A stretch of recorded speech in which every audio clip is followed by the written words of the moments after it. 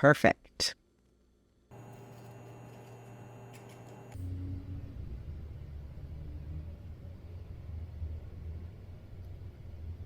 Hi, I'm Laura, and this is the Sweet Handmade Cookies kitchen. My kitchen is inspected annually by the local Board of Health and is completely dedicated to making decorated cookies. I've got everything at my fingertips: ingredients and food coloring, cookie cutters, Eddie the edible ink printer, a copy cake overhead projector, a Eugene dough sheeter, a rolling rack that holds hundreds of cookies at a time, all my packaging material, and a clean and quiet space to work. We built this kitchen in late 2010, and I've made close to 70,000 cookies here.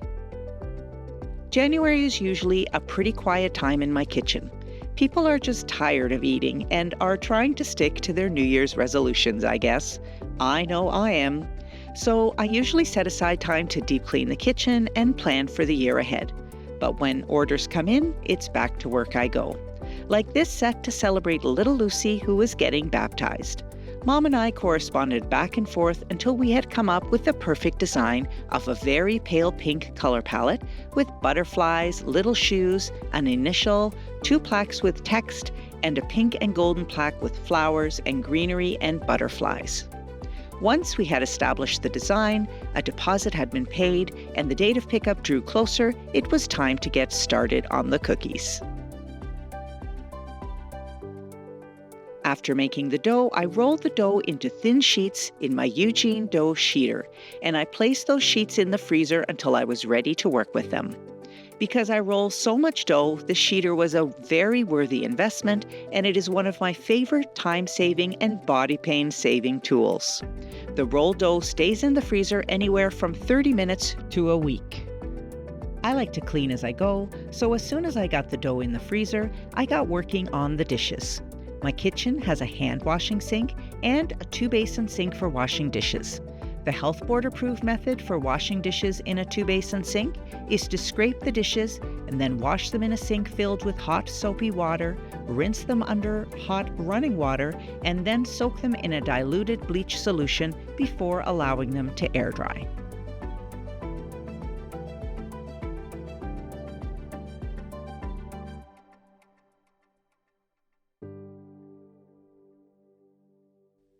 It's time to make the royal icing. The first time I ever made royal icing, which was probably more than 30 years ago, I made it with raw egg whites. Using raw eggs is not advisable for all kinds of reasons, so today I make my royal icing using meringue powder. After dissolving the meringue powder in water, I mix it until it turns white and increases somewhat in volume, and then I add the confectioner sugar. Making royal icing is a great job for my KitchenAid because this recipe results in a super stiff icing. I can use this icing this thick for flowers and thin it to flood cookies.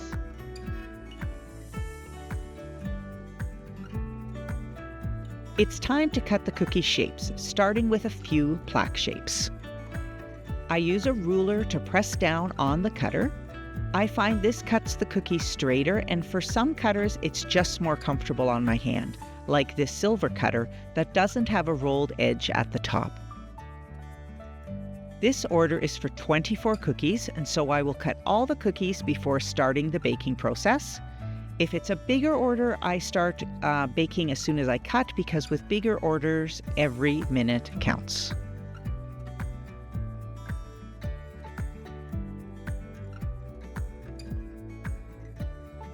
One of the sample designs that my customer sent me had a set of little girl shoes with a bow. I didn't have a cutter for that design, so I found some free clip art online, printed it on regular paper, cut it out, and traced it around the shape. That's what I'm doing here. It takes significantly longer to cut out a shape this way than it does to cut it out with a cookie cutter, but the turnaround for this set from order day to pickup day was so short, I didn't have time to order a cookie cutter. Luckily, there were only 4 of these cookies to cut. Now let me finish the last 4 shapes. Luckily, I have a cookie cutter for them. And then I will bake these cookies and let them cool before moving on to the next steps. And the next step is to get started on coloring the icing, starting with gold. I need gold as an outline for one of the shapes, and then I will be adding butterflies that I will paint gold as well. I'll only add a touch of food coloring here as I don't need the icing to be a deep color. Then I will adjust the thickness of the icing by adding water and bag up the icing. This process actually took 4 minutes, but I sped it up for your viewing pleasure. To start, I will outline the shape with gold icing and let that outline dry while I flood the other cookies. Once that outline is dry, I will come back and paint the outline gold before flooding the remainder of these cookie shapes with pink. It's a great effect that I'm always happy to get to use on any set.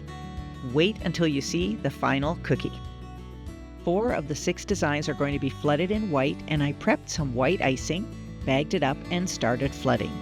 As I pushed the first flooded cookie out of the way and reached for the second, I thought I saw a problem, but went ahead and flooded the second before slowing down and taking a good look. Yeah, there was a problem. I had accidentally reached for a bag of icing from the day before that had separated slightly. Icing isn't bad when it separates, just unsightly, so I had to scrape the cookies and start again with fresh icing. Crisis averted. And now let's flood those cookies in super speed.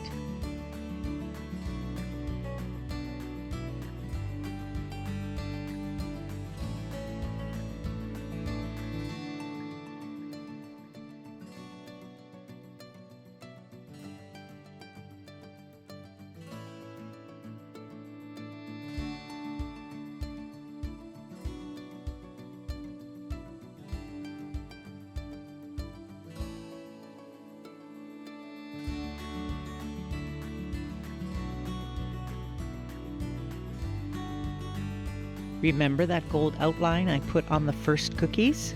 That icing is now dry enough to paint gold. And now I will flood the rest of those cookies in light pink, being careful to push that pink icing against the gold outline but not go over it.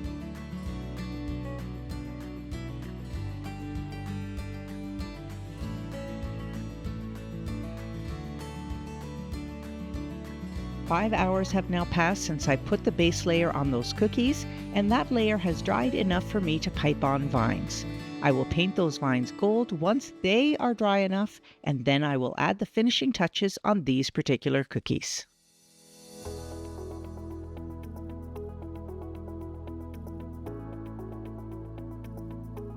Now I'm going to add some texture to the cookies that will have the initial L. Remember, Mom wanted a lot of pale pink and white, so I'm adding a pale pink smear of icing before adding a slightly darker pink L. Onto the butterflies that will have a golden body and pink wings.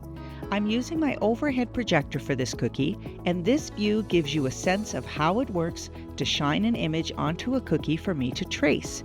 You can see that sometimes my hand gets in the way of the image, and sometimes I have to guess where the icing goes, but overall it is a great way to make very consistent and beautiful cookies. And now the L for Lucy. There's a lot of thought that goes into the fonts I use. I mostly use Word for fonts, but I have bought fonts as well. I debated between a cursive L and a non-cursive L, and then once I had decided not to go with cursive, I had to decide whether I wanted a serif font or not. In the end, I think this non-cursive serif L is delicate and sweet and perfect. Mom requested 2 plaque cookies with text. One to say Butterfly Kisses, which opened the door to butterflies in the set, and one to say Bless Lucy. For these fonts, I thought they should match and that they should be cursive. So pale pink on the white background and golden butterflies. These butterflies were clip art I found in Word, and I piped them on in stages to keep the definition between the wings and body of the butterflies. And now I'm going to paint the vines on this cookie gold before adding leaves, blossoms, and more butterflies. This particular cookie had gold put on in 3 stages. The outline was painted gold, and now I'm working on the vines in gold, and later I will add the butterflies and they will be painted gold as well. And now some more gold painting. Adding gold is time consuming, but often worth it for the final result it provides. Here I am painting the antenna and the body of the butterfly gold.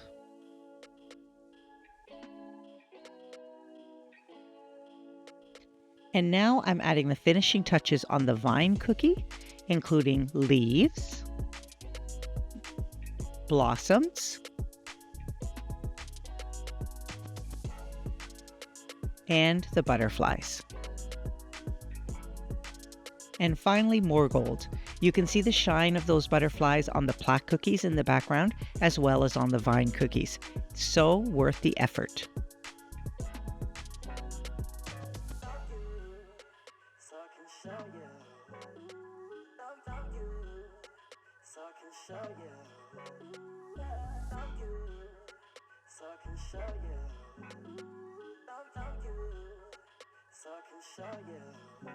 And so, after many hours of work, the cookies are finished and they are fantastic. Look at that shine and beauty. After I let the cookies dry overnight, it is time to package. I individually package my cookies to protect them from damage during transport, but instead of using plastic bags, I use glassine. Glassine is a smooth and glossy paper that is water, air, and grease resistant. And the cookies look beautiful packaged in these bags. More bakery, less factory. I close each bag with a branded sticker and there is no need to heat seal. I finish up the environmentally friendly packaging by placing the cookies in a brown paper bag. I originally chose these bags because of the ability to recycle them, but found them to be so handy to carry as well, much easier than a box.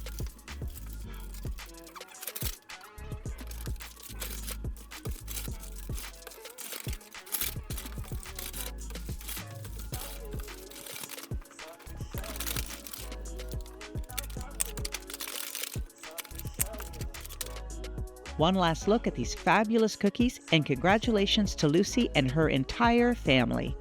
If you enjoyed this video, a look into my cookie kitchen and how I go about putting a set of decorated cookies together, please give my video a thumbs up and subscribe to my channel.